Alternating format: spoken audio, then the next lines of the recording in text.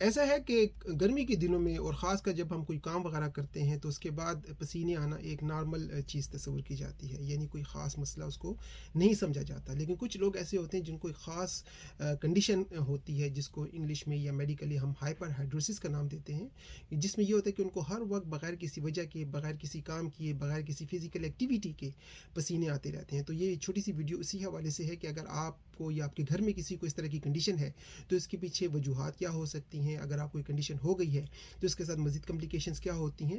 اور سب سے آخر میں آپ کے ساتھ کچھ ایسی نیچرل ہولسٹک ریمیڈیز شیئر کروں گا، ورائٹی جس میں ہوگی کہ جن کا استعمال کر کے آپ بغیر کسی کیمیکل بیس میڈیسن کے، بغیر کسی ایڈکشن کے، بغیر کسی سائیڈ افیکٹ کے اپنی اس کنڈیشن کو بہتر کر سکتے ہیں. تو چلیے ہم بات کرتے ہیں اس ایسی کنڈیشن کی جس میں کچھ لوگوں کو بغیر کسی ایگزرشن کے، بغیر کسی محنت کے بھی ہر وقت پسینے آتے رہتے ہیں. اچھا، جب ایسے لوگوں کو پسینے آتے ہیں تو یہ صرف پسینے نہیں ہوتے بلکہ ان کے ساتھ ان کا جو ان کا ذہنی کیفیت ہے وہ بھی بعض کا ڈسٹرب ہونا شروع ہو جاتی ہے. ان کی زندگی بہت زیادہ متاثر ہونا شروع ہو جاتی ہے.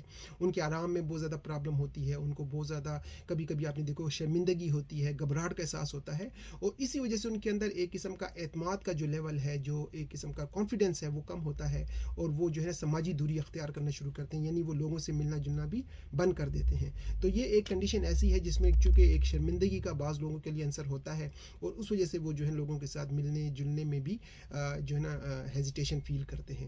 تو یہ ایک کنڈیشن صرف یہ نہیں ہے کہ آپ کو پسینے آ رہے ہیں، اس کے آپ کی زندگی پر فیوچر میں اور زیادہ بھی کمپلیکیشنز ہو سکتی ہیں. تو یہ ویڈیو آپ دیکھیں، اور اس میں نے آپ کے ساتھ کچھ چیزیں ڈسکس کرنی ہیں کہ اس کے لیولز کیا ہوتے ہیں اور اس کے پیچھے وجوہات کیا ہوتی ہیں. کیونکہ اگر آپ کسی بیماری کی وجہ کو پکڑ لیں اور اس وجہ کو دور کریں تو اس بیماری کو بھی آپ کافی حد تک بہتر کر سکتے ہیں. پہلے ہم دیکھتے ہیں کہ اس کنڈیشن کے دو لیولز ہو سکتے ہیں، دو پیٹرنز ہو سکتے ہیں. پہلا پیٹرن تو وہ ہے کہ کچھ لوگوں جو پسینے ہیں وہ جسم کے خاص مخصوص حصوں پر آتے ہیں. یعنی کچھ لوگوں کو صرف ہاتھوں کی ہتھیلیوں میں پسینے آتے ہیں، یعنی ہر وقت ان کے ہاتھ جو ہیں وہ کلیمی رہتے ہیں. کچھ لوگوں کو آپ نے دیکھو کہ پاؤں ان کے ہمیشہ گیلے رہتے ہیں، یعنی وہاں پر پسینے آتے ہیں. اکثر لوگوں کو ان کی جو ہے نا آرم پٹس میں یا بغلوں میں بہت زیادہ پانی ہوتا ہے، پسینے ہوتے ہیں. کچھ لوگوں کو گردن کے پاس، کچھ کو سر کے اوپر. تو یہ خاص حصے ہوتے ہیں جہاں پر مختلف لوگوں کو مختلف اوقات میں پسینے آتے رہتے ہیں. تو یہ تو ہو گیا پہلا پیٹرن. دوسرا پیٹرن یہ ہے کہ کچھ لوگوں کو پورے جسم میں کہیں پر بھی ایکسیسو اماؤنٹ میں جو ہے نا پسینے آتے رہتے ہیں. اس میں کوئی خاص جگہ نہیں ہوتی کہ ان کے ہاتھوں میں ہے یا ان کے سر پہ ہے، بلکہ ملٹیپل ایریاز میں، مختلف جسم کے حصوں میں، اسکن پر ان کو یہ پرابلم ہو سکتی ہے. اچھا، دوسرا یہ ہوتا ہے کہ اب یہ پسینے جو ہے نا یہ دو طرح کے آپ کو نظر آتے ہیں. ایک وہ پسینے ہوتے ہیں جن کا جو احساس ہے یا فیلنگ ہے وہ ہاٹ ہوتی ہے، یعنی گرم ہوتی ہے، اور خاص کر گرمی میں جب ہمیں پسینے آتے ہیں تو وہ بھی گرم نوعیت کے ہوتے ہیں. لیکن کچھ لوگوں کو ہم نے دیکھا ہے کہ ٹھنڈے پسینے آنا شروع ہو جاتے ہیں. اور ٹھنڈے پسینے آنا ایک خاص قسم کا آپ کے لیے جو ہے نا الارمنگ کنڈیشن بھی ہو سکتی ہے، خاص کر ان لوگوں کے لیے جن کو کسی قسم کی کارڈیاک پرابلمس ہیں، ہارٹ کی کنڈیشنز ہیں. اور اس کنڈیشن میں یہ ہوتا ہے کہ آپ کا جسم کسی پروسیس کے تھرو اپنے آپ کو سروائیو کرنے کی کوشش کر رہا ہوتا ہے، اور اس کے نتیجے میں آپ کے جسم کے اندر ٹھنڈے پسینے آنا شروع ہوتے ہیں. تو اگر آپ کو اس طرح کی کیفیت ہے تو اس کو کبھی بھی اگنور کریں.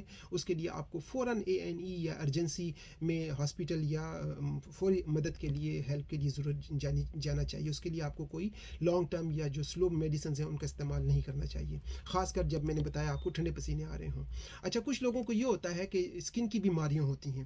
تو اگر آپ کو بار بار پسینے آ رہے ہیں تو یہ بیماریاں وقت کے ساتھ بڑھتی رہتی ہیں. اگر آپ کو ڈرماٹائٹس کا مسئلہ ہے، ایگزیما کا مسئلہ ہے، یا آپ کے جسم کے اوپر مختلف قسم کے مسے نکلے ہوئے جن کو وارٹس وغیرہ کہتے ہیں، تو بار بار اسکن میں جب پسینے بنتے ہیں تو اس وجہ سے ان بیماریوں میں بھی اضافہ ہوتا رہتا ہے. اور اس وجہ سے آپ کے جسم میں ایک اور کنڈیشن ہوتی ہے جس کی وجہ سے آپ لوگوں سے نہیں ملتے. وہ یہ ہوتی ہے کہ آپ کے جسم میں مختلف قسم کی بدبو آنا شروع ہو جاتی ہے، اور وہی آپ کو لوگوں سے دور رکھنے پر مجبور کرتی ہے. تو کچھ لوگوں کے جو پسینے ہوتے ہیں ان میں اتنا جو ہے نا فاؤل قسم کی سمیلز ہوتی ہیں کہ وہ لوگوں سے ملنے میں ہچکچاتے ہیں. تو یہ بھی ایک کنڈیشن ہوتی ہے. اچھا، کچھ لوگوں کا کام ایسا ہوتا ہے کہ وہ اپنا کام نہیں کر پاتے، یعنی آپ کو چیزوں کو پکڑنے میں دشواری ہو سکتی ہے، لکھنے میں بعض لوگوں کو پریشانی ہو سکتی ہے، سلپنگ ہو سکتی ہے. اگر آپ کوئی اوزار وغیرہ استعمال کر رہے ہیں تو وہ آپ اوزار پراپر طریقے سے نہیں پکڑ سکتے.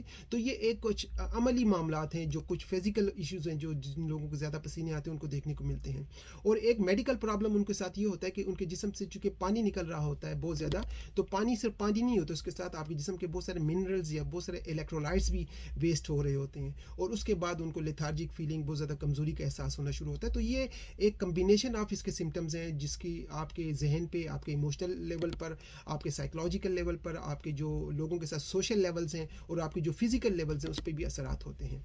अब हम बात करते हैं कि इसके पीछे असबाब क्या हैं, इसके पीछे ट्रिगर्स क्या हैं और किन वजूहात से आपको ये पसीने बार बार आ रहे होते हैं। तो सबसे मेन चीज़ तो इसके पीछे मोटी मोटी वो यही है कि आपके जो ग्लैंड्स होते हैं, जो कि स्वेट ग्लैंड्स जिनको हम कहते हैं, यानी पसीने निकालने वाले जो आपके गदूद होते हैं, उनमें किसी वजह से एक्सेसिव अमाउंट से सिक्रीशंस हो रही होती हैं। यानी वो गदूद जिनको जो एक्सक्रीशन या जो पानी का निकलना या पसीनों का निकलना है वो एक लिमिट में होना चाहिए, वो उसमें बढ़ जाता है। तो ये एक सबसे बड़ी वजह होती है। इसके अलावा ये जेनेटिक भी हो सकते हैं। लोगों में 30 to 50% ये कंडीशन जो है ना मौरूसी पाई जाती है या उनकी फैमिली में पाई जाती है। इसके अलावा अगर आप किसी किस्म का दबाव ले रहे हैं, स्ट्रेस ले रहे हैं, एंजाइटी ले रहे हैं, घबराहट का शिकार हैं, कोई ट्रॉमा आपको हुआ है, तो उसके बाद भी आपको पसीने आने शुरू हो जाते हैं। और कुछ लोगों को थायराइड का मसला जब होता है या उनके अंदर ओबेसिटी होती है, मोटापा होता है, तो उनको बहुत ज़्यादा पसीने आते हैं। ख़वातीन को एक मसला कामन होता है जब उनका मेनोपॉज का टाइम गुजर रहा होता है, जब उनके पीरियड्स रुक रहे होते हैं, तो उन दिनों में उनको बहुत ज़्यादा घबराहट का होना, रात के वक्त खासकर सोते वक्त बहुत ज़्यादा पसीने आना। तो कुछ चीज़ों में आपके जिस्म में जब चेंजेस हो रही होती हैं थायराइड्स की या हार्मोन्स की, तो उस वजह से भी आपको मसला हो सकता है। अच्छा, कुछ ऐसी बीमारियाँ होती हैं कि अगर वो बीमारियाँ आपके साथ काफ़ी अरसे से हैं तो उन बीमारियों के से आपको पसीने आते हैं। यानी जिन लोगों को इंसुलिन की रेजिस्टेंस का मसला है या जिनको शुगर की प्रॉब्लम है, डायबिटीज़ है, तो उनको भी बहुत ज़्यादा पसीने आते हैं। इसके अलावा अगर आपको HIV इन्फेक्शन हो गया है, अगर आपको TB की इन्फेक्शन हो गई है, या वो लोग जिनको पार्किंसंस की बीमारी होती है, या जिनकी रीढ़ में जो स्पाइन उसमें कोई चोट लगी है, इंजरी हुई है, या जिनको स्ट्रोक हुआ है, तो उनको भी बहुत ज़्यादा पसीने आते हैं। तो कुछ मेडिकल रीजंस होती हैं। अच्छा, कुछ लोग कुछ दवाइयाँ ले रहे होते हैं, उन दवाइयों के साइड इफेक्ट्स की वजह से आपको पसीने आ रहे होते हैं। अगर आप चेक करें कि अगर आप कोई ऐसी दवाई ले रहे हैं, खासकर एंटी डिप्रेशन कोई गोली आप ले रहे हैं, अगर आप कोई इंसुलिन वाली जो है ना इंजेक्शन ले रहे हैं, अगर आप बीटा ब्लॉकर होते हैं जो कि ब्लड प्रेशर को कंट्रोल करने के लिए, तो कुछ दवाइयाँ ऐसी होती हैं। तो अगर आप कोई भी ऐसी दवाई ले रहे हैं तो उनका आप लीफलेट पढ़ लें।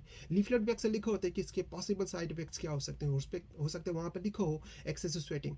तो बाज़ औक़ात मेडिसिन के साइड इफेक्ट्स की वजह से भी होते हैं। तो अगर आपको आइडेंटिफाई हो जाती है वजह, तो आप अपने डॉक्टर के साथ मशवरा करके उन दवाइयों को भी किसी हद तक चेंज कर सकते हैं। अच्छा, एक और जो बहुत कॉमन वजह हो सकती है वो ये है कि जो चीज़ें हम खाते हैं, यानी खुराक में कोई ऐसी चीज़ें हैं जिनका असर बहुत ज़्यादा गर्म होता है। कैफ़ीन जो लोग खाते हैं, पीते हैं, शराब का इस्तेमाल जो लोग करते हैं, मसाले वाली जो लोग चीज़ें खाते हैं, या जिन लोगों को बहुत ज़्यादा गर्म चीज़ें पसंद है तो उसके बाद भी उनको पसीने आएंगे। तो ये कुछ चीज़ें ऐसी हैं जिनको आपको देखना चाहिए। अच्छा, अब हम आते हैं इसके सोल्यूशन की तरफ कि अगर आपको ये मसला है हाइपर हाइड्रोसिस का, कि बगैर किसी वजह के हर वक्त आपको पसीने आ रहे हैं और आप बहुत ज़्यादा परेशान हैं, और अगर आप अपने डॉक्टर के साथ बार बार मिल रहे हैं और कोई इसका सोल्यूशन नहीं निकल रहा, तो अब आपको करना क्या चाहिए? क्योंकि इस कंडीशन के साथ आप सारी उम्र तो डेफिनेटली नहीं रह सकते, आपको इसका कोई ना कोई सोल्यूशन तो निकालना पड़ेगा। तो सबसे पहले आपने अपनी डाइट को चेंज करना है। आपने अपनी डाइट में उन चीज़ों को इनकॉर्पोरेट करना है, उन चीज़ों को इंक्लूड करना है जिनका कूलिंग इफेक्ट हो, जिनका जो असर है वो ठंडा हो। अच्छा, उसमें कुछ फल हो सकते हैं, उसमें आपको क्यूकम्बर यानी खीरों का इस्तेमाल करना चाहिए। तरबूज जो है, वाटरमेलन, वो आप करना चाहिए। इवन जो अजवाइन होती है उसका आप इस्तेमाल करें। जो नारियल का पानी होता है, कोकोनट वाटर, वो बड़ा फ़ायदा देता है।